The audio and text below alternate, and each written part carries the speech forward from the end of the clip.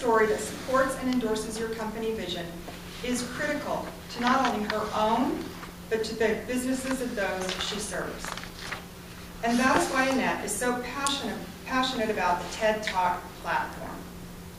The title of Annette's speech this morning is Ideas That Inspire. Her objectives are to organize the speech to achieve a purpose. Her time is 5 to 7 minutes. Welcome, Annette.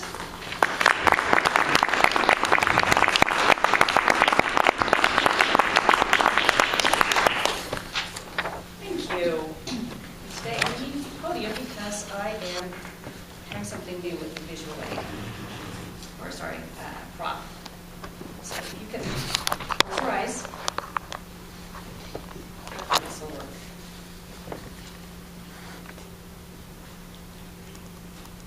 Like I need to say duh, duh, duh.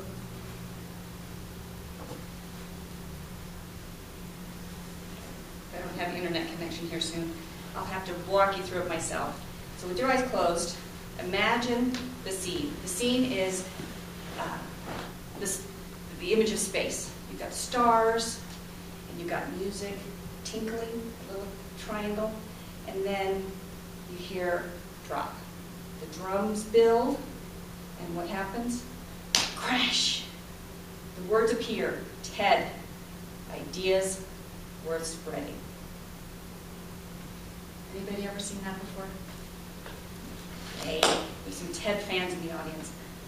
That introduction is so powerful to me. I've seen so many fabulous TED Talks that when I see and I hear that introduction, I have a physical response.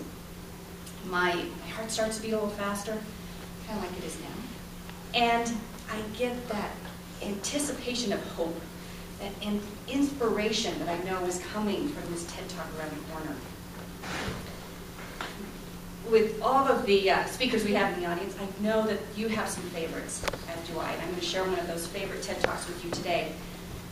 Have you ever, while you're listening to this favorite TED Talk, imagined yourself, you're center stage, you're on the red circle, all eyes are on you, and it's your job to inspire?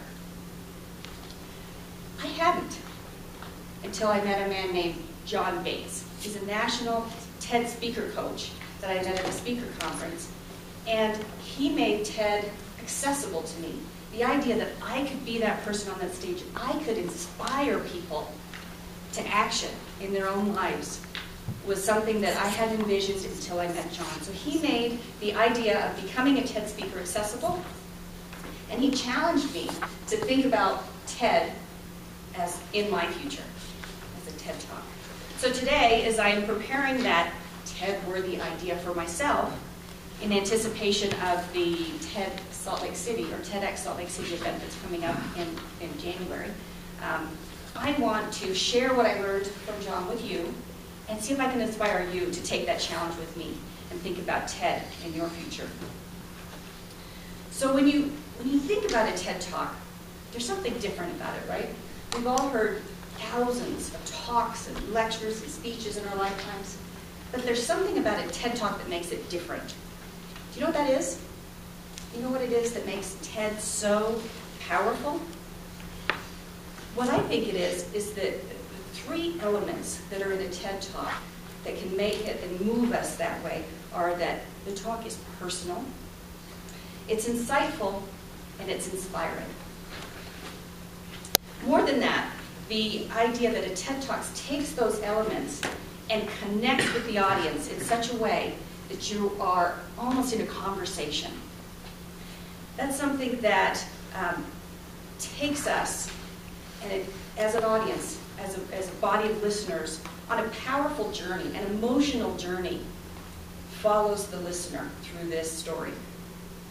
So what I thought today might be helpful is if I took you and made this the opportunity or the journey of a TED Talk, if we took that journey together by explaining one of the talks that I particularly like in the TEDx Boulder series, and that is a woman by the name of Ash Beckham.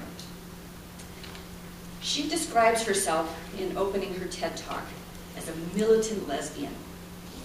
Now, starting off that way is not something that would immediately make her relatable to a lot of people in the audience.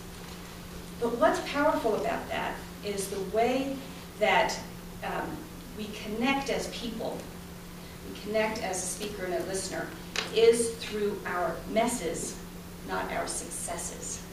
So by describing herself as a militant lesbian and then taking us through an experience that she's had in that framework that was a mess, that was something that made her, that makes her vulnerable to us, allows us to connect with her and her experience and this emotional journey that we're on together.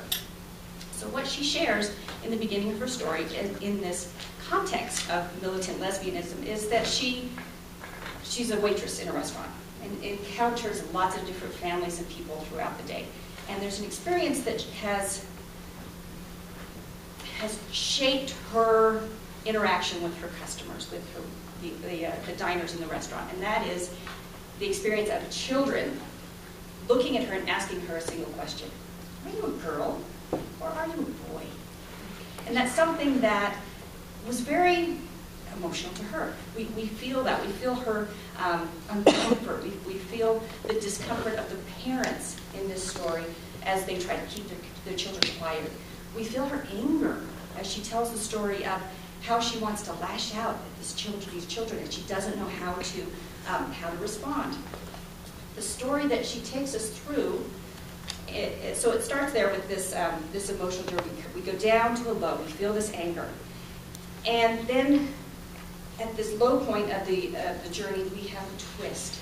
There's an insight that she can share with us that allows us to come out of that low point of the emotional journey and come out of that in that hopeful or inspiring fashion. So what she does is she tells us this insight that she had